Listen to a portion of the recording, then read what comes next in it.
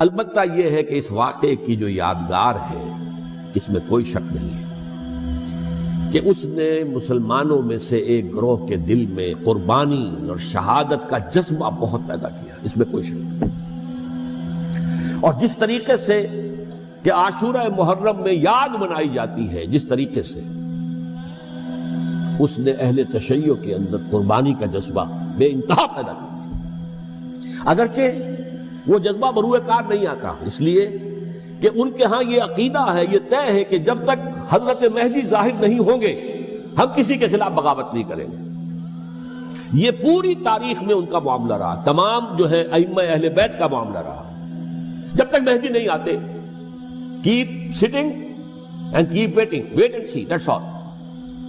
یہ تو خمینی صاحب نے کیا ہے، آیت اللہ خمینی صاحب نے، کہ انہوں نے یہ ایران کے شیعوں کو باور کرایا کہ بھائی جب آئیں گے حضرت مہدی آ جائیں گے،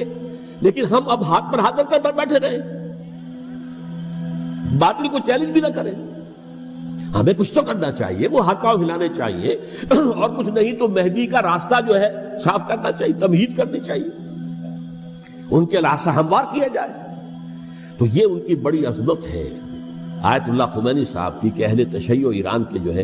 ان سے انہوں نے یہ بات منوا لی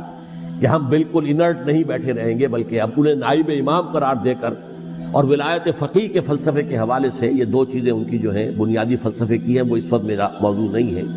انہوں نے عوام کو ایسا کھڑا کیا ہے کہ 20,000 سے لے کر 30,000 کے درمیان انسانوں نے جانیں دی، عورتوں کے جلوس نکلے، شیرخوار بچہ گود میں ہے عورت کے اور گولی کھا رہی ہے، مر رہی ہے، گر رہی ہے۔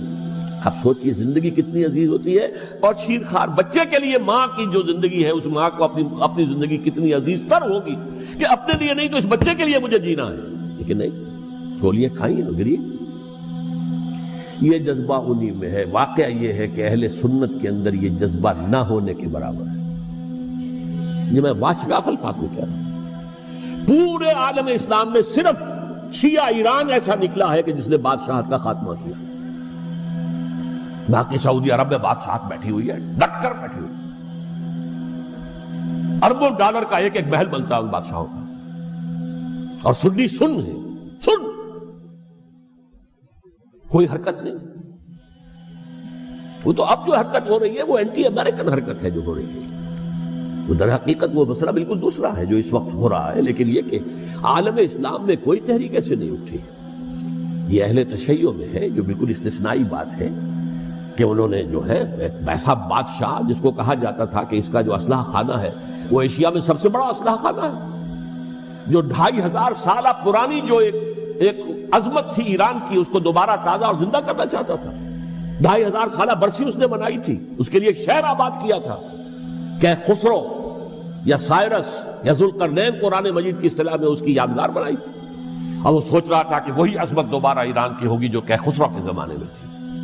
جس کا قرآن مجید میں سورہ کہف کے اندر ذکر ہے، مشرقی فتوحات، مغربی فتوحات، شمالی فتوحات۔ تو وہ بادشاہ ہے، اس کو بھاگنا پڑا ہوا قربانی کی وجہ سے۔ تو یہ جو ہے واقعہ کربلا نے، اس میں کوئی شک نہیں ہے کہ ایک ایسی مشعل روشن کی ہے جس کو کہ ہر شخص کو دیکھنا چاہیے۔ یہ بھی انسان، جیسے کہ اقبال نے ایک شعر کہا تھا غالب کے لیے،